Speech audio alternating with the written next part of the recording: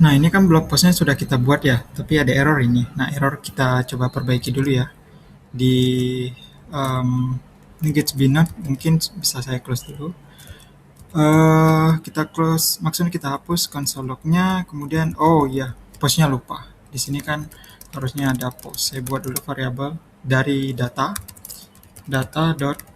Nah, gini kok. Gini doang kok. Eh, jadi errornya udah nggak ada. Karena kan ini si postnya sudah saya masukin di kondisi if ya. Jadi makanya dia muncul error tadi. Um, blog post template. Oh ya, nggak apa-apa. Ini karena nanti kan yang terakhir ada halaman blog post ya di sini. Jadi nanti saya sekalian kita perbaiki. Nah, untuk video ini di video yang ini kita akan buat utility functions yang kita perlukan ya untuk komponen blog post.js. Itu yang pertama, silakan buka folder utils, buat file, ada dua file terpisah ya. Untuk fungsinya sengaja saya pisahkan. Yang pertama itu helpers.js, lalu ada namanya tuh ini aja kali, image URL ya. Jadi di sini kita akan buat semacam apa ya, kayak builder gitulah. Jadi dari Sanity itu image-nya kan. Nah, itu tinggal kita panggil aja fungsi ini nanti di komponen React-nya, komponen Gatsby-nya yang kita buat sudah bisa langsung mengelola image-nya, image builder-nya. Oke, yang pertama kita buka image url.js dulu. Kita import sanity config karena kita kan perlu ngambil datanya. Itu ada di oh ya, sekali lagi ya, studio. Terus ada sanity.json. Kita import juga image URL builder namanya from sanity image URL. Ini kan sudah kita install. Lalu kita buat variabel itu namanya builder dari image URL builder pakai sanityconfig.api. Oke, langsung kita buat function export function image URL for komponen mungkin. Oh, yang awal for komponen ya, for komponen. Mungkin biar ini aja namanya, biar informatif ya. Cukup di return aja.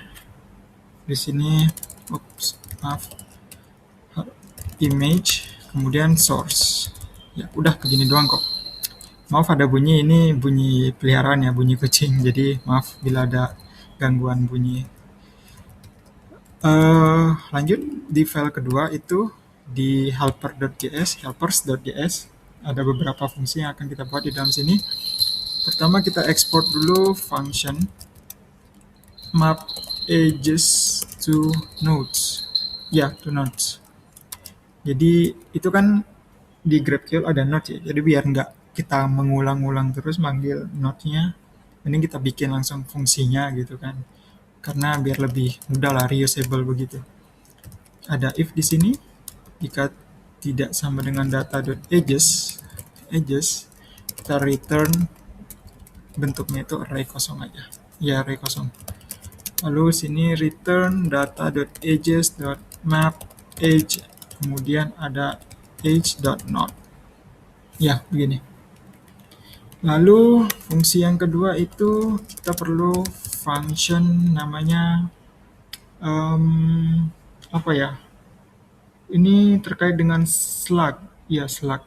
Mungkin filter ya. Filter slug.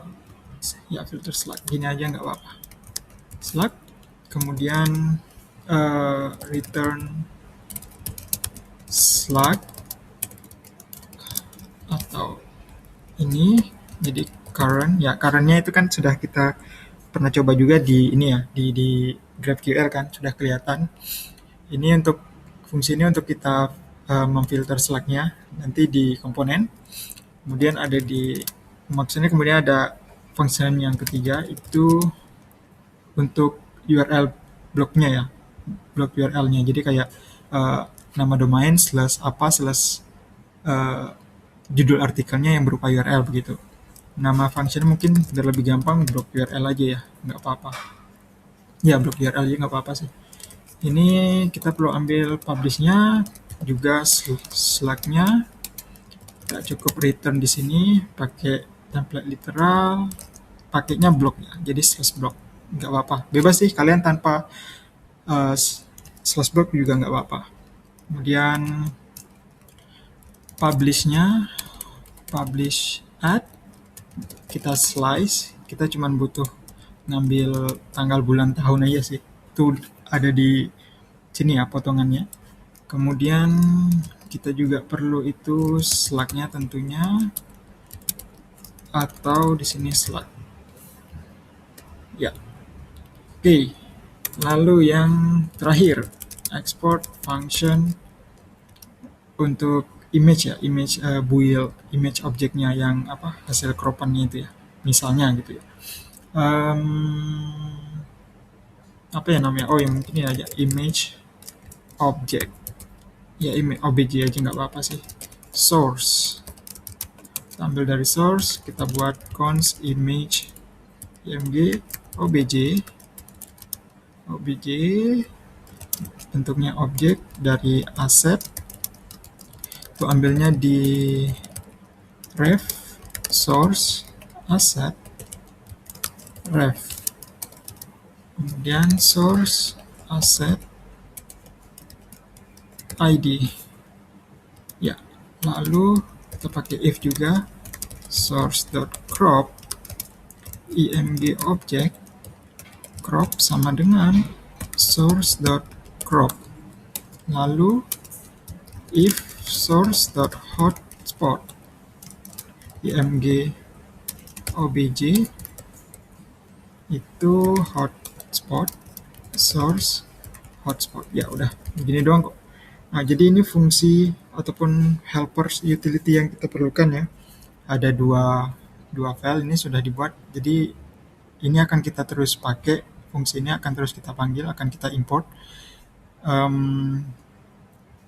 Nantinya biar tidak kita coding terus-terusan ya, karena kan nggak enak kalau kita mengulang-ulang coding. Jadi lebih baik kita bikin fungsi. Jadi ya ini dulu. Kita lanjutkan untuk buat yang diperlukan dalam sini ya, di dalam bukan di template tapi di komponen blog post. Nah, di sini artikel ketika halaman URL atau judul URL, judul postingan, judul artikel diklik. Nah, halaman ini atau komponen ini yang akan tampil begitu. Oke. Kita lanjut di video berikutnya.